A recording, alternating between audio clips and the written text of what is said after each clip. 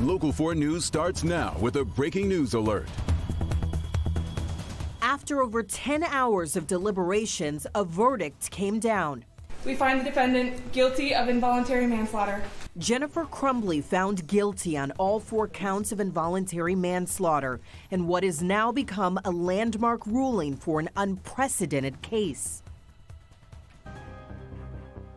We are still breaking down that jury's decision tonight. Thank you for joining us. I'm Pamela Osborne. I'm Kimberly Gill. Let's get you quickly caught up on how we got to this point. All told, the jury sat and listened through 7 full days of testimony, during which the prosecution called 21 witnesses. The defense only called Crumbley herself to the stand. And then today, just after 1 p.m., the jury found her guilty on all charges. Sean Lay was in the courtroom as the verdict was read. Sean, what can you tell us about the feel inside the courtroom and what deliberations were like?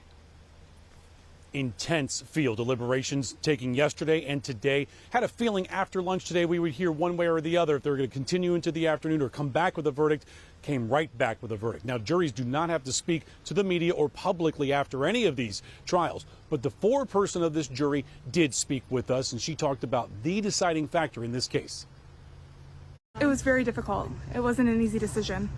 Lives hung in the balance, and we took that very seriously. She was the jury foreperson who just found Jennifer Crumbley responsible for the deaths of Madison Baldwin, Tate Meir, Justin Schilling, and Hannah St. Juliana. She does not want to identify herself, but was willing to give us a glimpse inside the jury room as the jury deliberated for a day and a half. The question to her, did members of the jury have to convince each other to come to its verdict? I will say both sides were well represented.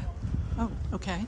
Both sides likely meaning at the start of deliberations, one side was finding Crumbley not guilty, the other guilty. But just after lunch today, the jury came back with its verdict. Each jury member asked if their finding was guilty, each saying yes. Jury seat number 8, was that and is that your verdict? Yes. What was the deciding factor in finding Crumbley guilty? The final image shown to the jury before they began deliberations. The thing that really hammered it home is that she was the last adult with the gun. And that's where I'll end my comment. Thank you. Back here live now, prosecutor Karen McDonald did not speak after this landmark decision by the jury, this long, difficult trial, because there still remains a gag order in this case. James Crumbley, the husband, goes on trial in a month from now. That gag order remains in effect. Rod Maloney has been all over this courts complex gathering reactions to today's verdict. Rod, I understand you got a chance to speak with Justin Schilling's father. Yes, Greg Schilling spoke with us today at length, as a matter of fact, and one of the things that he was deeply concerned about was Jennifer Crumbley's testimony. Now, a lot of the parents have been monitoring this, but he was physically here and he was listening, and he said listening to Jennifer Crumbley was particularly troubling. I'd like to think that as a human being in a situation that we're in, that, you know, you wouldn't have a level of respect and a level of honesty about you to project something positive in this situation, and I didn't really take anything or take much good out of that whole testimony. Greg Schilling carefully took in Jennifer Crumbley's explanation on the stand of what she did and why, and her admission that she'd have done nothing differently hit him hard. I felt a slap in my face. And it hurts. Something like that hurts because I would do a lot differently. As for the jury, whose roughly 12 hours of deliberations brought these verdicts, they were diligent with their decision.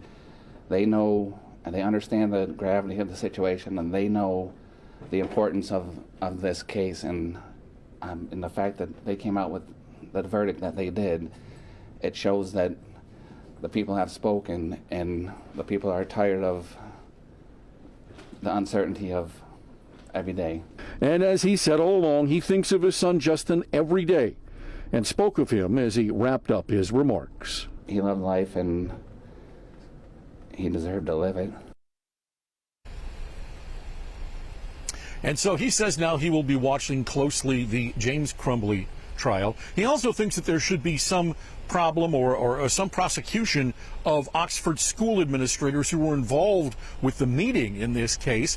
But he also said that that's really up to the prosecutor's office. He says he trusts the prosecutor's office to handle that in the way they see fit. Reporting live from Pontiac, Rod Malone. Yeah. Okay, Rod, we appreciate it. And reaction is pouring in from across Metro Detroit and across the state. We spoke with Oakland County Sheriff Michael Bouchard. He says today's ruling is about accountability. What it says is if there's a lot of things that have happened and you saw the potential that this was going to go in a very bad direction, either with self-harm or harm to someone else, and you do nothing, not only that, you make it worse by buying a weapon for that child and leaving it unsecured, there's consequences. That, I think, is the message. Michigan Attorney General Dana Nessel also agreed with the verdict. She added that Michigan's new safe storage laws, which go into effect next month, will hopefully keep another case like this from happening again. It won't be a matter of having to show gross negligence that a parent didn't properly secure a weapon.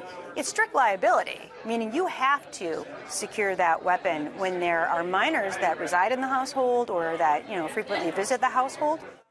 We'll have more reaction for you tonight at 11, but for now you can see a recap of this trial and how we got to today right now on clickondetroit.com. There you can read moment-by-moment updates about what happened each day. You can also find deep dives into some of the notable moments from the trial at clickondetroit.com. And since Jennifer Crumbley's trial is now over, attention now shifts to her husband's upcoming trial. James Crumbley also faces 4 counts of involuntary manslaughter, and he will have a separate trial in March. During Jennifer's trial, she testified that her husband was in charge of making sure the firearms were secure in their home.